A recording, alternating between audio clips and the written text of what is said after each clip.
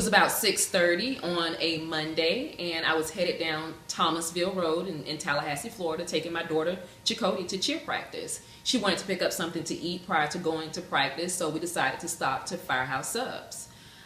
It was actually out of the way, but I pushed on. We went to Firehouse Subs. When we went in, I placed my order. My daughter placed her order, and her friend placed her order. I stepped back up to the register to pay. At not one time did they ask any of our names. They had 4 times to ask one of our names. Walk me through when they normally would have asked your name when you walked into a Firehouse Sub. When would they first say, what is your name, and how would you give it to them? Well, I'm used to them taking the order, and after the order is taken, they'll ask, what is your name? It never happened. And I wasn't really suspicious about them not asking my name, because following me, my daughter ordered, and so did her friend. So they could have, in my eyes, asked the 2 girls what their name was. But I totally recognized that they did not ask for my name. Okay, what happened next? I was in the restaurant waiting on the order. The restaurant was not crowded that day. So I was totally aware that my order would be coming up next. When they called out the name for the order, they yelled out Black. And when he yelled out Black, I immediately, like, there was no doubt that I was part of a inside joke or hidden joke. And after he yelled it out, he gave me eye contact and he said, this must be yours. And the way that he said it, he knew that that wasn't my name. He said, this must be yours. So when I went and I got the bag from him, I looked at the receipt because I'm used to getting my order and seeing my name on the order. But instead I saw Black. And when I saw Black, it was like adding insult to injury. So I was already insulted and hurt because I heard names being called prior to mine. And I was the only Black person in the restaurant. So when he said Black, I felt like I was part of an inside joke, but no one was laughing. After me seeing Black on the receipt, I addressed the young man that took my order. I said to him, I didn't tell you that my name was Black. Why is Black typed on my receipt? And I didn't get a response. So I addressed the guy who called out Black, and I asked him the same thing. Why did you yell out Black? Is it because I'm the only Black person in here? And I looked around, and there were about 2 or 3 other white families in the restaurant, and I can remember clearly one of the white ladies looking up at me and making eye contact with me and just simply lowering her head. And so I just left. I didn't feel like I had any support. We had 2 people who were there at the counter who were obviously in on what seemed to be a joke to me. So I just simply, with my daughters, teenagers, we just left the store, humiliated, hurt, embarrassed. I felt disrespected. There were so many emotions that I experienced in just that little bit of time. As the incident occurred, I addressed the 2 individuals that were present, and they did not respond at all. Neither of them. They didn't say anything. They didn't say anything. I mean, at that time, they could have said, ma'am, I'm sorry, and told me that, yes, I simply put Black because you're a Black person. You know what I mean? Mm-hmm. But they didn't say anything. After leaving a message with Chris Holmes, letting him know, I didn't give him details, but I told him that there was a serious incident that occurred in one of his stores and that I needed to speak to him right away. Firehouse Subs close around 10 or 11 at night, weekdays. I didn't get a response, so I called immediately after the situation happened. So it was about 6:30. So none that night did I get a response from a manager. Okay, that's fine. The next day, still no response. I guess it was about, it was maybe about 10 o'clock when I called the corporate office. But you got to understand, I dealt with this situation all night. Some people may say, well, you should have waited longer, and maybe someone would have given you a call. But maybe so. I don't know. But I do know that I went ahead, I called the corporate office, and I filed a complaint there.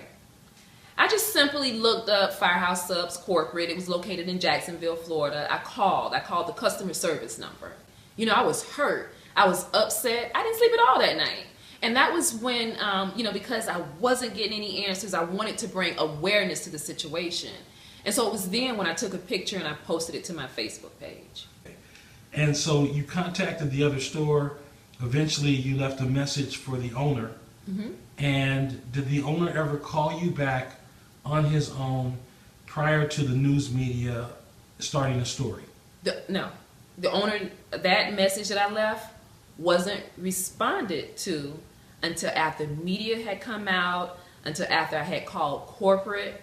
So actually, when I got a call back from Chris Holmes, when I got that call back, media was already involved, corporate was already involved. I really didn't know who he was. So I really didn't have an interest in speaking to whomever Chris Holmes was, because to me, it was just another local person that didn't care. But when I spoke to corporate, I can't say that I felt any better, because when I spoke to corporate and I told them what had occurred, they too said that the employee did not follow procedure. She was surprised, and she said that this was totally wrong. She asked me for my name, unlike the other person. She asked me for my name, my email address, and she also asked me for my telephone number. But at the end of the conversation, she said to me, "Well, how would you like me to respond to this complaint? Would you like me to email you?" And it took me back again, because once again, no, I wanted to speak to someone. I'm upset, I'm hurt, and I wanted some answers. And so you told her you wanted to be called. Did she ever call you? To date, I have not heard from Firehouse Subs corporate office. They never called you? Never called And me. they never emailed me either. I never got an email. That email that she said, would you like me to email you? I never got an email, and I still haven't gotten a call. So when the reporter told me that the employee said that I was making a big deal out of it, and that I was wearing a black shirt, I put on the green shirt and I shared with the reporter that, this is the shirt that I was wearing when the incident occurred. It's a very bright green shirt. You can't mistake the black, green, colorful shirt that I had on.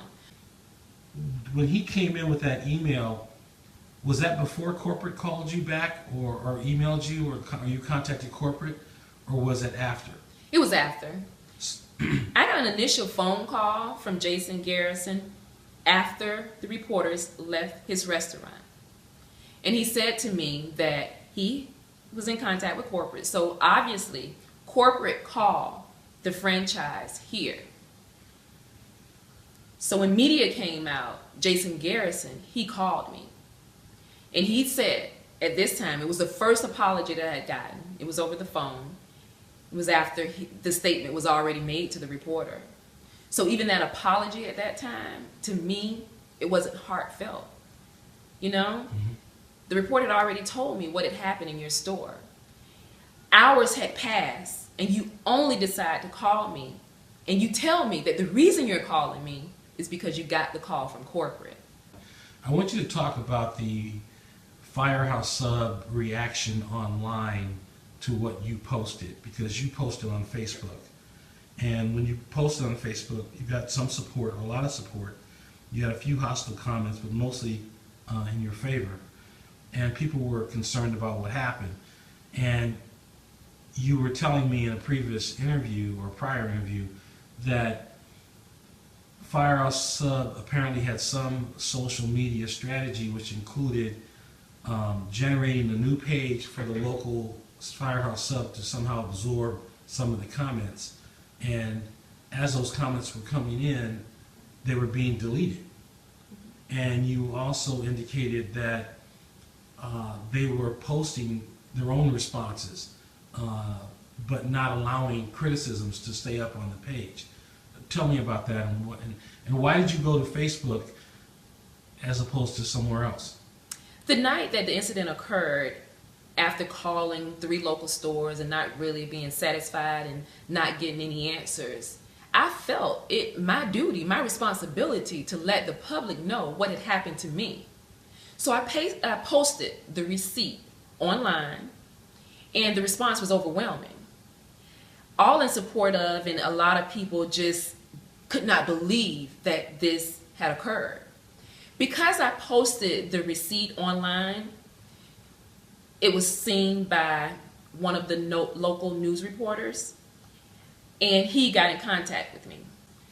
Let me talk to you about who you are and how this has affected you. Why don't you start by talking a little bit about your own background, your education, how you started your business.